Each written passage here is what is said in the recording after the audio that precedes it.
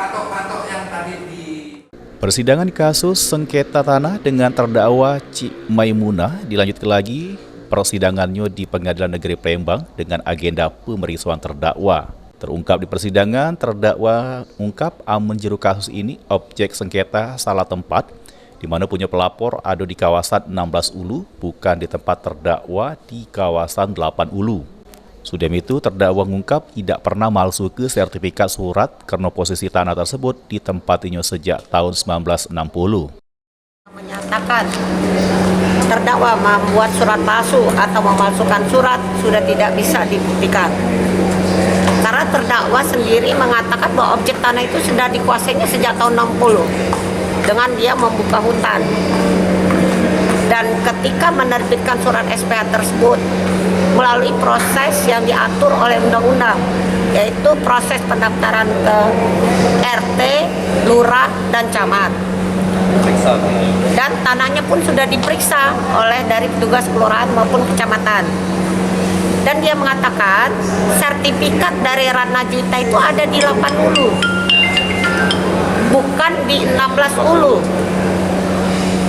Dan proses pemecahan sertifikat berada di 16 Ulu itu heran. 8 Ulu bisa pindah ke 16 Ulu. Sedangkan lokasi tanah kita yang saat itu di 8 Ulu ya?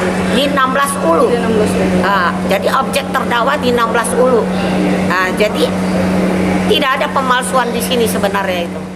Sedangkan untuk kasus terkesan dimain ke, rencananya pihak kuasa hukum terdakwa bakal ngelapor ke oknum jaksa tersebut ke Komisi Yudisial. Ini kan dia di dalam proses ini mengajukan saksi di luar berkas.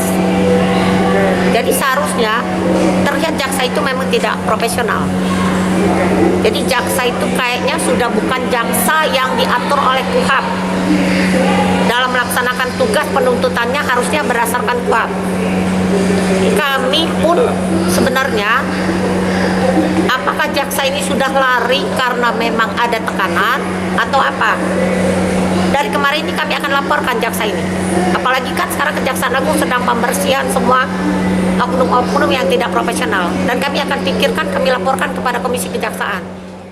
Sehabis pemeriksaan terdakwa, majelis hakim yang dipimpin Tok Simanjuntak nunda persidangan sampai minggu depan dengan agenda tuntutan jaksa penuntut umum. Sri Febri Andi, PAL TV.